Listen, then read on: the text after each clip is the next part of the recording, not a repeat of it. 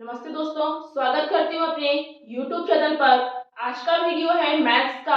इसमें हम टॉपिक ले रहे हैं आज प्रैक्टिस सेट सॉल्व करा रहे हैं आपको हम। इसमें आज हमारा प्रैक्टिस सेट है 6 से पहला क्वेश्चन है, समान गति से चलती हुई एक रेलगाड़ी 100 किलोमीटर की दूरी 2 घंटे में तय करती है, तो रेलगाड़ी की चाल प्रति घंटा ज्ञात करो। ये प्रैक्टिस सेट में आपके हम हर चैप्टर से एक ही दो क्वेश्चन सॉल्व कराएंगे, जिससे आपका पूरा चैप्टर जितने भी हैं के सिलेबस में सब कंप्लीट हो जाएंगे। तो इसमें क्या कह रहा है, चाल प्रति घंटा, चाल प्रति घंटा ज्ञात करो। यानी कि चाल कह रहा है तो क्या करेंगे हम, 100 किलोमीटर दिया हुआ है, ये क्या है हमारी दूरी, समय कितना है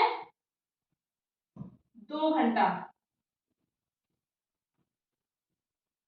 चाल का फॉर्मूला लगा देंगे हम, चाल बराबर दूरी बटे समय। ये समय दूरी का क्वेश्चन है। इसमें क्या होता है, एक दूरी होती है, एक समय होता है और एक चाल होती है। चाल मतलब कितने किलोमीटर प्रति घंटे से उसने काम किया, कितने मीटर प्रति सेकंड से उसने काम किया, कितनी गाड़ी चली।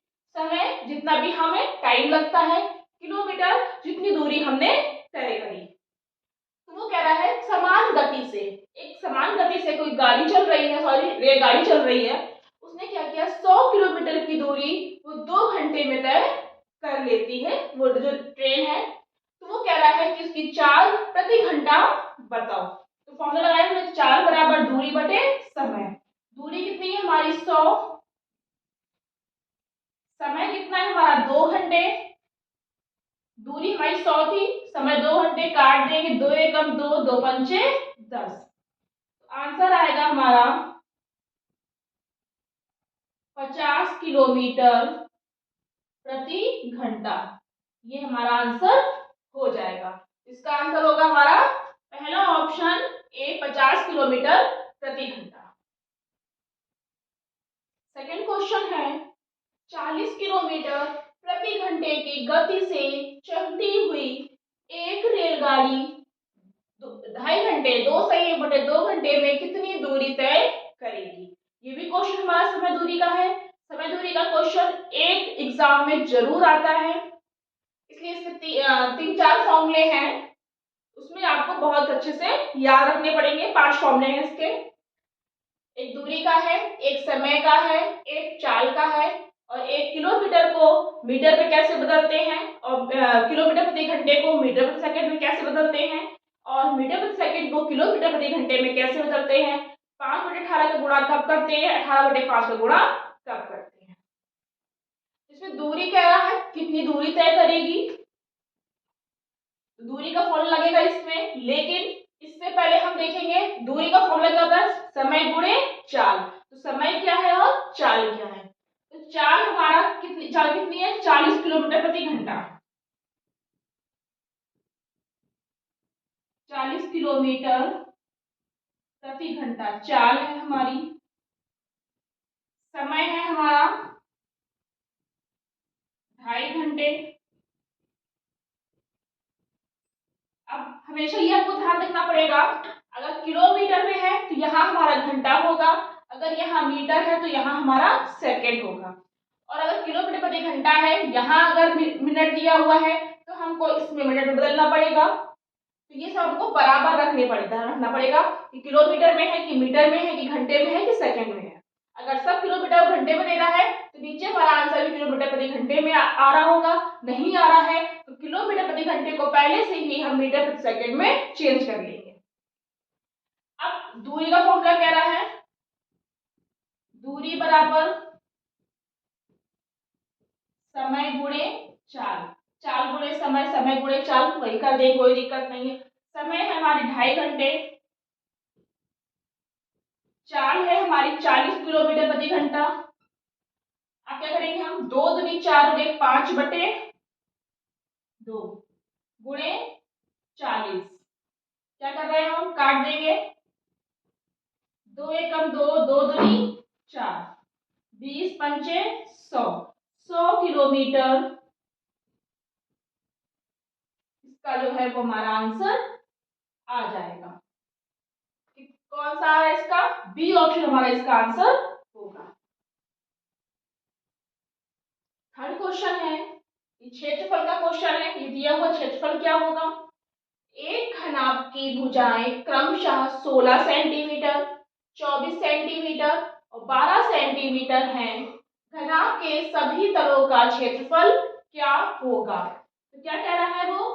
घनाभ के सभी तलों का क्षेत्रफल वो कह रहा है। यहाँ लंबाई जो है, अब घनाभ पहले कैसा होता है ये हम बता दें। घनाभ जो होता है वो हमारा आयत से मिलकर बनता है। दो आयतों को जब मिला दिया जाता है तो वो हमारा घनाभ हो जाता है। ये हमारा एक आयत है, यहीं पर हम दूसरा आयत बनाएंगे।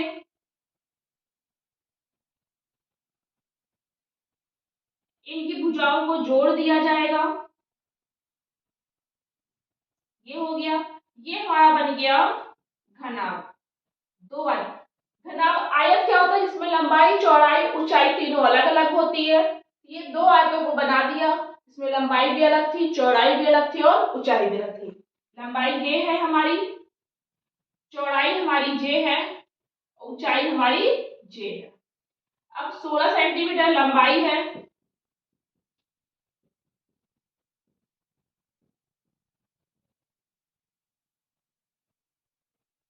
चौड़ाई इसमें हमारी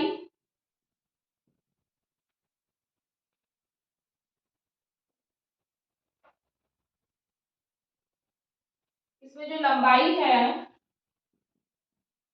वो हमारी 16 है, चौड़ाई हमारी 24 है। चौड़ाई ज्यादा दे दी है, इसमें लंबाई कम कर दी है उसने। और जो ऊंचाई है वो हमारी 12 सेंटीमीटर है। अब कह रहा है घनाभ के सभी तलों का क्षेत्रफल। अब इसमें चौड़ाई चाहता है, तो इसमें कोई वो दिक्कत नहीं, क्योंकि क्या होता है लंबाई चौड़ाई ऊंचाई वो तीनों अलग अलग होनी चाहिए। अगर चौड़ाई भी ज्यादा कर देंगे हम, लंबाई में इतनी कर दी, चौड़ाई ज्यादा कर दी, तब भी हमारा आयत ही होगा, लेकिन इससे कोई दिक्कत नहीं है। फॉर्मूला लगाएंगे हम, घनाभ के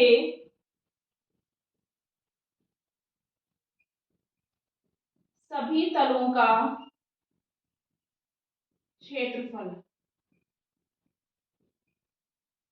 बराबर 2 ब्रैकेट में लंबाई गुणे चौड़ाई प्लस चौड़ाई गुणे ऊंचाई प्लस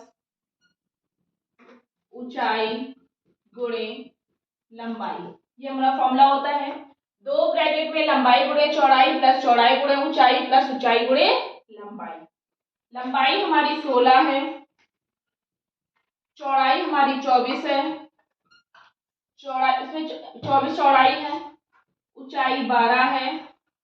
जैसा कह रहा वैसे ही करना है हमको, 12 गुणे 16। अब इसका हम सबका गुणा कर देंगे, तो 16 चौको 64, 6 16 दूनी 32 और 6 38, 12 चौको 48, 4 12 दूनी 24, 4 28, 16 दूनी 32 का 2 3 16 कम 16 3 19। अब सबको हम जोड़ देंगे, 8 2 10 10 4 14 का 4 फिर 1 8 8 16 और 1 17 17 और 9 17 और 9 26 2 3 2 5 5 और 1 6 6 2 8। ये आया हमारा। अब इसकी क्या हम गुणा करेंगे, 2 ब्रैकेट में था या पास में हम लिख देंगे, 2 चौको 8 2 छिक्का 12 2 अट्ठे 16 और 1 17 1728 वर्ग सेंटीमीटर, क्योंकि हम क्या निकाल रहे हैं इसका क्षेत्रफल निकाल रहे हैं। अब क्षेत्रफल चाहे हम आयत का निकालें, वर्ग का निकालें, घनाभ का निकालें, तो हमारा वर्ग सेंटीमीटर ही होगा। इसका आंसर हो जाएगा हमारा ए ऑप्शन 1728 वर्ग सेंटीमीटर। जैसा क्वेश्चन कहता है फॉर्मूला वैसे ही हमको सॉल्व करते हुए जाना है। फोर्थ क्वेश्चन है, किस मूलधन का 5 वर्ष में 4% वार्षिक ब्याज की दर से ब्याज 60 रुपए होगा। ये हमारा साधारण ब्याज का क्वेश्चन है। किस मूलधन में, उसने पहले ही कह दिया कि हमें मूलधन पता करना है। ये हमारा क्या होगा, इसका मूलधन निकालेंगे। 5 वर्ष में 4% और ब्याज कितना है वो 60 रुपए। तो यहाँ लिखेंगे हम ब्याज, वो हमारा 60 रुपए है। समय हमारा 5 वर्ष है।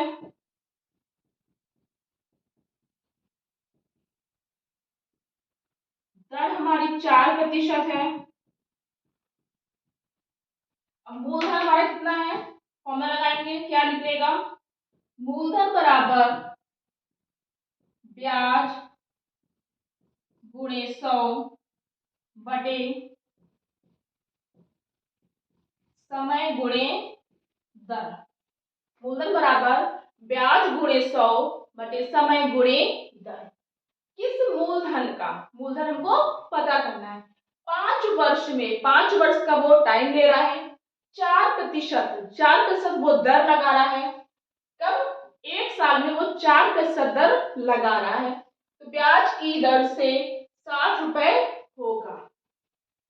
5 वर्ष में वो 4% लगा, यानी कि 1 वर्ष में वो 1% उसका दर लगेगी, 5 वर्ष में उसका 4% हो गया। तो कह रहा है मूलधन, मूलधन का में ब्याज हमारा कितना है, 60 रुपए है। समय हमारा कितना है, 5 वर्ष। दर हमारी कितनी है, 4%, काट देंगे, 4 एकम 4, 4 पंचे 20, 5 जीरो जीरो, 5 छिक्का 30, 300 रुपए हमारा इसका आंसर आ जाएगा।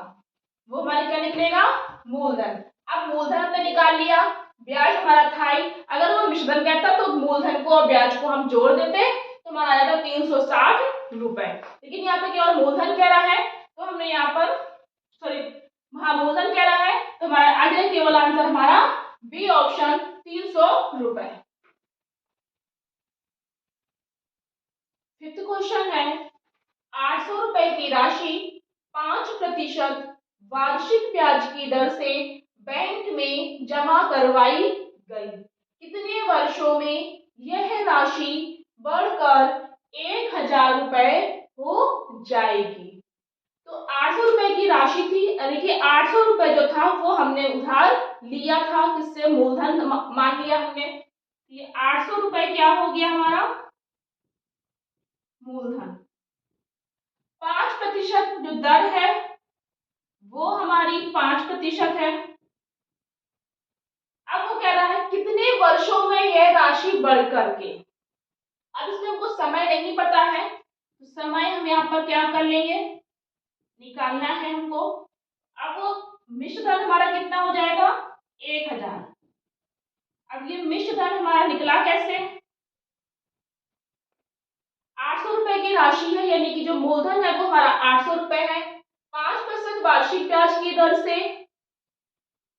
अब हमको इसमें समय नहीं पता है कितने समय के लिए वो 5% वो दर लगा रहे हैं।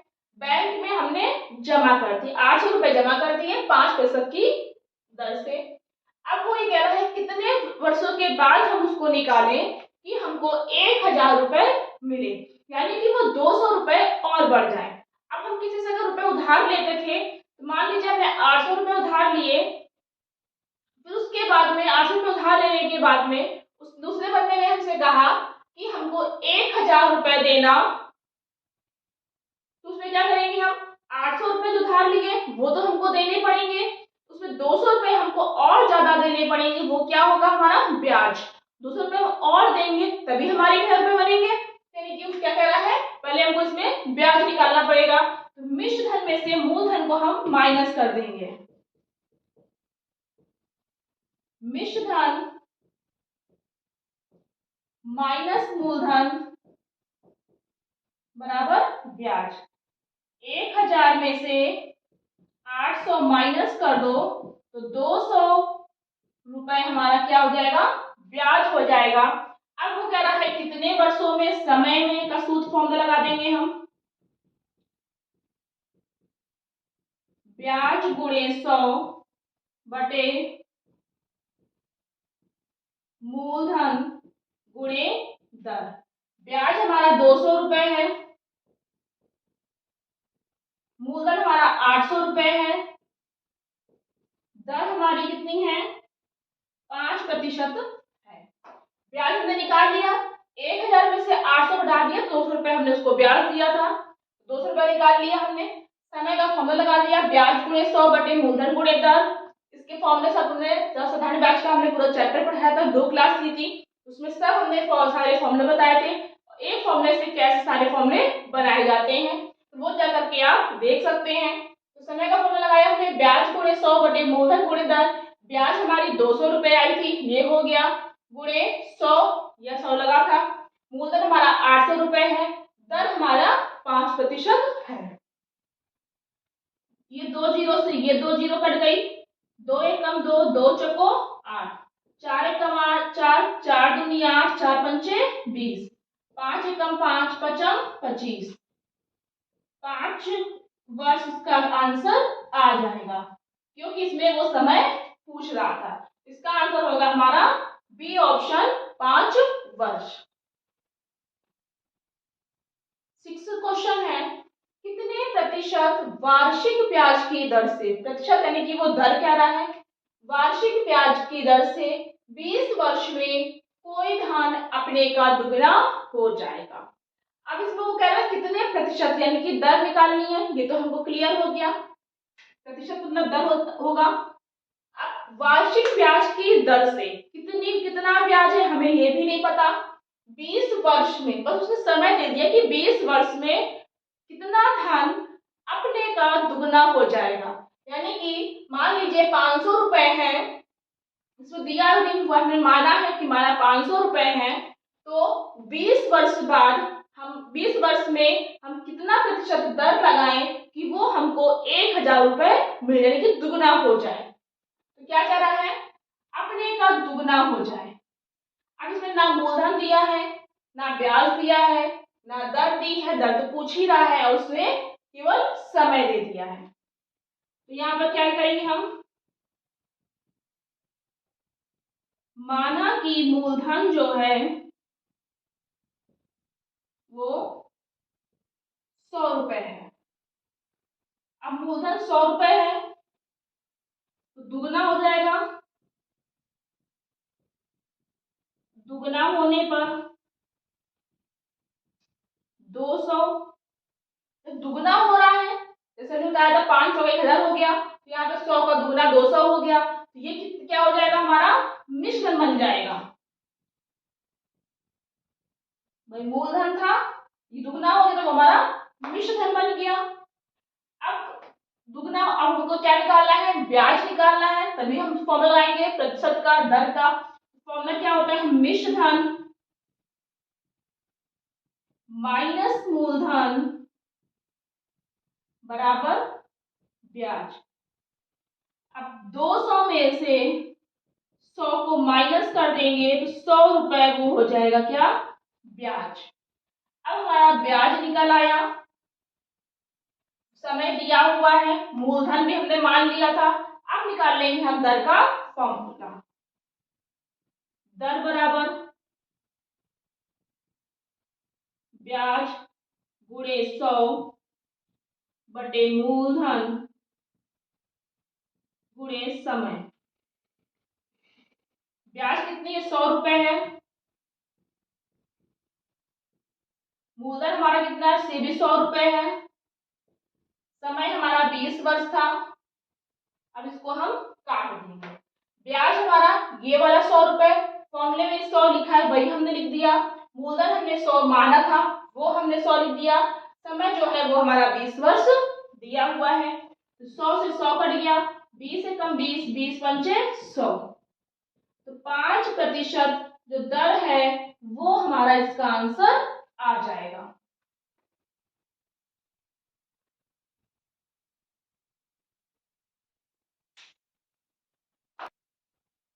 इधर हमारा ऑप्शन जो है वो इसके गलत लिख गए हैं, यहाँ पे हम चेंज कर दे रहे हैं। 10%, 5%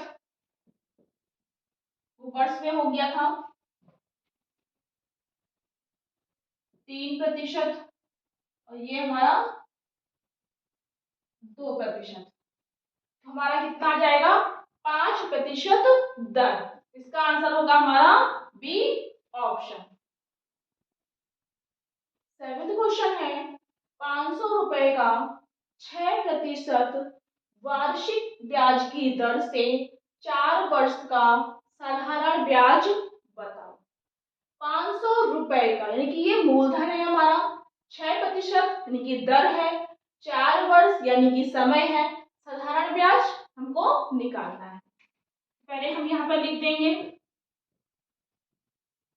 मूलधन हमारा कितना था? 500 रुपए। दर हमारी कितनी थी? 6%। समय हमारा कितना था? 4 वर्ष। अब क्या निकालना है हमको? साधारण ब्याज का फॉर्मूला पहले हम लगाएंगे।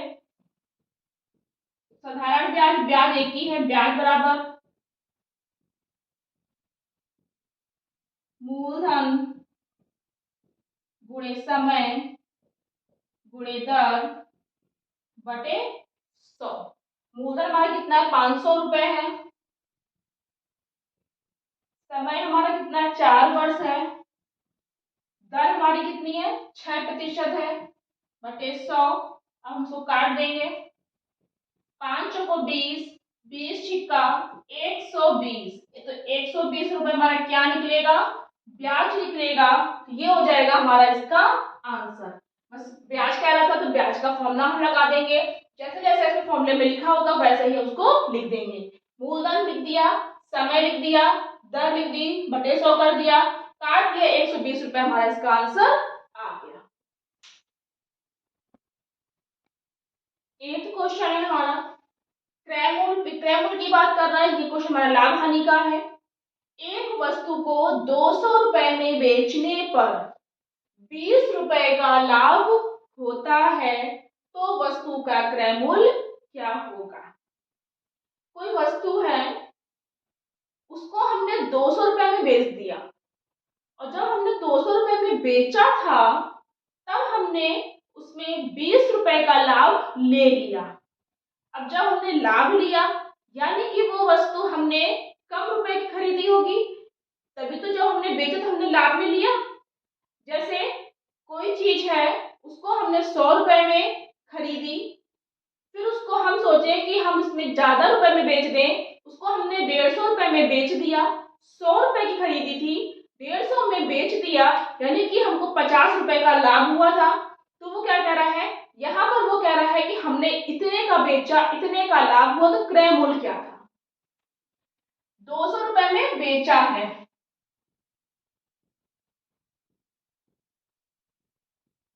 विक्रय मूल्य कितना है? 200 रुपए, और लाभ कितना हो रहा है? 20 रुपए का। अब 200 रुपए विक्रय मूल्य यानी कि इतने में उसने बेचा है और 20 रुपए का उसको लाभ हो गया, यानी कि वो चीज उसने कम रुपए में खरीदी होगी। तो फॉर्मूला हम लगाएंगे, और क्रय मूल्य पूछ रहा है, क्रय मूल्य का फॉर्मूला लगा देंगे हम। विक्रय मूल्य माइनस लाभ बराबर क्रय मूल्य। और अगर यहीं पर वो विक्रय मूल्य पूछता, विक्रय मूल्य प्लस लाभ बराबर विक्रय मूल्य कर देते। तो विक्रय मूल्य हमारा 200 रुपए है, 20 रुपए का लाभ हो गया, तो क्रय मूल्य कितना आ गया हमारा? 180 रुपए। ये हो जाएगा इसका आंसर। क्या होगा? B option 180। 200 में से 20 को माइनस कर दिया, यानी कि हमने कोई जो वस्तु है वो हमने 180 रुपए की खरीदी थी, 20 रुपए का लाभ ले लिया तो हमने 200 रुपए की बेच दी। इसका आंसर होगा हमारा बी ऑप्शन। तो ये थे हमारे आज के कुछ क्वेश्चंस। इसी तरह हम और प्रैक्टिस सेट लेके आएंगे। हर प्रैक्टिस सेट में अलग अलग चैप्टर के क्वेश्चंस होंगे जो आपके लिए इंपॉर्टेंट होंगे। तो अगर आपको ये वीडियो पसंद आया हो तो प्लीज लाइक करना, शेयर करना और आगे की वीडियो देखने के लिए चैनल को सब्सक्राइब करना। Thank you.